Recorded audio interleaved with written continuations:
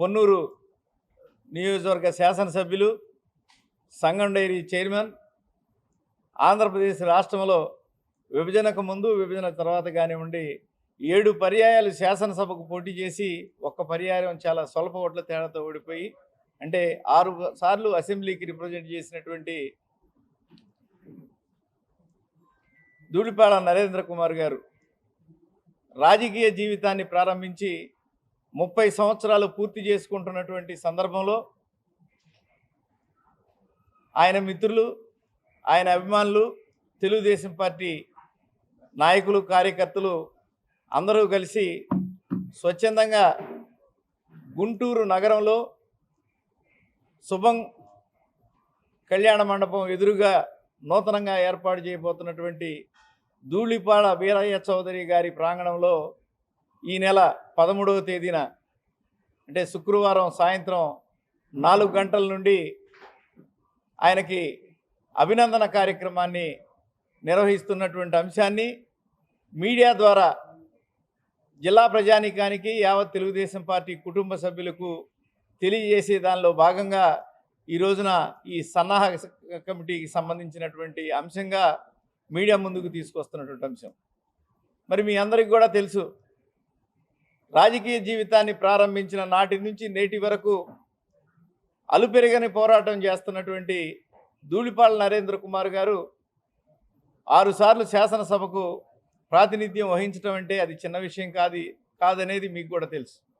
మరి ముఖ్యంగా 2019 నుంచి 2024 వరకు ఈ రాష్ట్రంలో జగన్మోహన్ రెడ్డి గారి దుర్మార్గపు పరిపాలనలో ప్రజలు, పార్టీ యంత్రాంగం,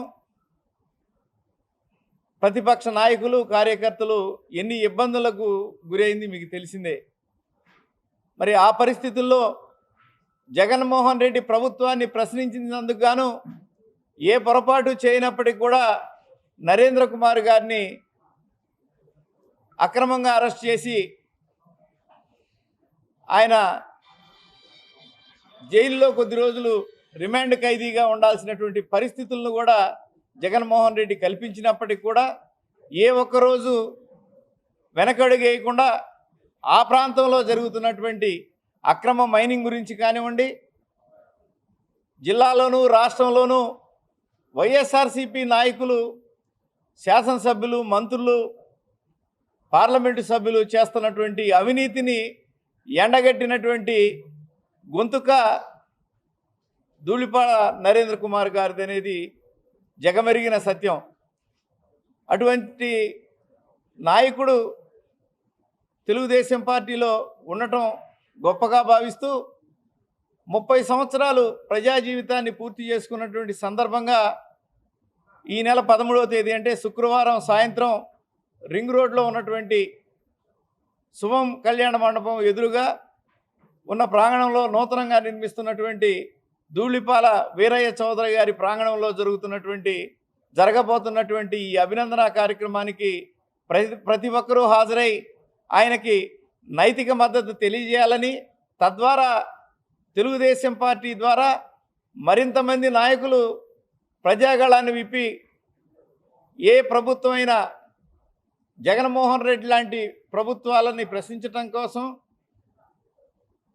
ఆపదలో ఉన్నాము వచ్చినటువంటి వ్యక్తులకు సహాయ సహకారాలు అందించేటటువంటి వ్యక్తిత్వానికి సపోర్ట్ చేయవలసిందిగా ఈ రోజున ఈ జిల్లా పార్టీ కార్యాలయం ద్వారా మీ అందరికి కూడా విజ్ఞప్తి చేస్తా ఉన్నాను. ఈరోజు నాతో పాటు ఈ వేదిక మీదకి హాజరైనటువంటి ప్రతి ఒక్కరికి ధన్యవాదాలు తెలియజేస్తా ఉన్నాను, ముఖ్యంగా మీడియా సోదరులకి.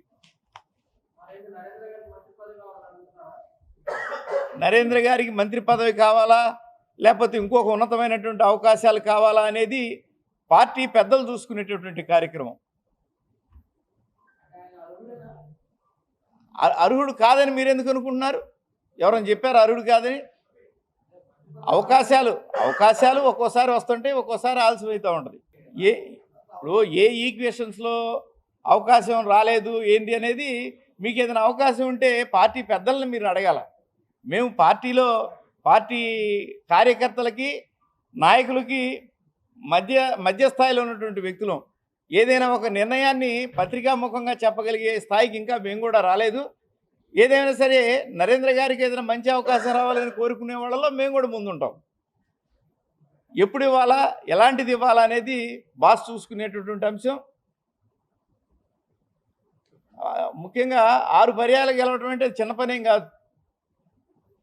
నాలాంటి వాళ్ళు ఒక్కసారి అవకాశం వస్తే బాగుండు అనుకునేటువంటి కార్యక్రమం. ఆయనకున్నటువంటి నాయకత్వ పటిమ, అక్కడ ఉన్నటువంటి పరిస్థితులు, పార్టీ మద్దతు, చంద్రబాబు గారి మద్దతు, ఆయన అనుచరులు, అభిమానులు, పార్టీ యంత్రాంగం ఇచ్చిన సహకారంతో 7 సార్లు పోటీ చేసే పరిస్థితులు కలిసి మొన్న కూడా చాలా తక్కువ ఓట్లతో కదా ఓడిపోయింది, 19లో కూడా. ఇవన్నీ మీకు తెలిసినటువంటి అంశాలే. ఏదేమైనప్పటికీ కూడా ఏ చిన్న సమస్యనైనా గళమెత్తి ప్రజల ముందుకు, మీడియా ముందుకు తీసుకొచ్చేటటువంటి ఒక మంచి వ్యక్తిత్వం నరేంద్ర కుమార్ గారిది. అది మీకు కూడా తెలిసిన అంశమే. ఇంకా ఎనీ క్వశ్చన్స్? గుంటూరు జిల్లా రాజకీయాల్లో ఒక విలక్షణమైనటువంటి వ్యక్తి, ఫైర్ బ్రాండ్ అని రాష్ట్రమంతా చెప్పుకునేటటువంటి నాయకుడు, ఎటువంటి రాజకీయాల్లో తనదైనమైనటువంటి విలక్షణమైనటువంటి శైలిలో ఈ రోజున ఈ 30 సంవత్సరాల ఆయన రాజకీయ జీవితంలో అనేక రకమైనటువంటి ఒత్తిడులు, అనేకమైనటువంటి రాజకీయ ఒత్తిళ్లు వచ్చినప్పటికీ కూడా ఆయన ఎక్కడా కూడా లొంగకుండా ఈ రోజున ప్రజాక్షేమమే ధ్యేయంగా కార్యకర్తలు ఎవరైతే తనని నమ్ముకున్నారో అటువంటి కార్యకర్తల సంక్షేమం కోసం, వారికి అండగా నిలవటం కోసం ఈ రోజున పార్టీకి ఆయన కట్టుబడి పనిచేస్తున్నటువంటి వ్యక్తి గుంటూరు జిల్లాలో శ్రీ ధూళిపాళ్ల నరేంద్ర కుమార్ గారు అని చెప్పవచ్చు. ఆయన రైతు పక్షపాతి, కార్యకర్తల పక్షపాతి. ఎవరైనా సరే ఆయన నియోజకవర్గంతో సంబంధం లేకుండా ఈ జిల్లాలో నాకు ఈ ఇబ్బంది ఉంది అని ఆయన దగ్గరికి వెళ్తే ఆయన ఖచ్చితంగా ఆ విషయాన్ని గురించి మాట్లాడి ఆ కార్యకర్తకు సహాయం చేసేటటువంటి ఏకైక వ్యక్తి జిల్లాలో ధూళిపాళ్ల నరేంద్ర కుమార్ గారు. అటువంటి వ్యక్తి ఈ రోజున 30 సంవత్సరాల తన రాజకీయ ప్రవాసాన్ని కొనసాగిస్తూ ఈ రోజున జిల్లాలో రేపు 14వ తారీఖు ఆయన జన్మదినం సందర్భంగా ఆయన యాక్చువల్గా ఆత్మీయ సమావేశం ఒకటి పెట్టాలని చెప్పేసి జిల్లాలో ఆయనకున్నటువంటి అభిమానులు కానీ, లేకపోతే నియోజకవర్గంలో ఉన్నటువంటి నాయకులు కానీ, జిల్లా స్థాయి నాయకులు అందరూ కూర్చొని చెప్పి ఒక నిర్ణయం తీసుకోవడం జరిగింది.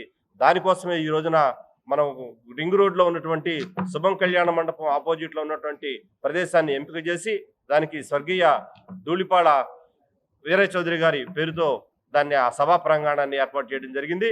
రేపు రాష్ట్రంలో ఉన్నటువంటి ధూళిపాళ అభిమానులే కాకుండా రాష్ట్రంలో ఉన్నటువంటి నాయకులంతా కూడా ఈ కార్యక్రమానికి హాజరవుతా ఉన్నారు.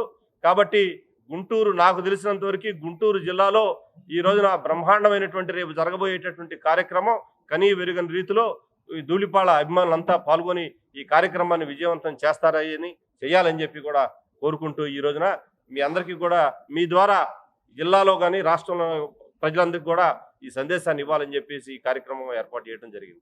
మరిన్ని వీడియోస్ కోసం ఛానల్ ని సబ్స్క్రైబ్ చేయండి. లేటెస్ట్ అప్డేట్స్ కోసం వాట్సాప్ ఛానల్ ని ఫాలో అవ్వండి. ఆ లింక్ డిస్క్రిప్షన్ లో ఉంది.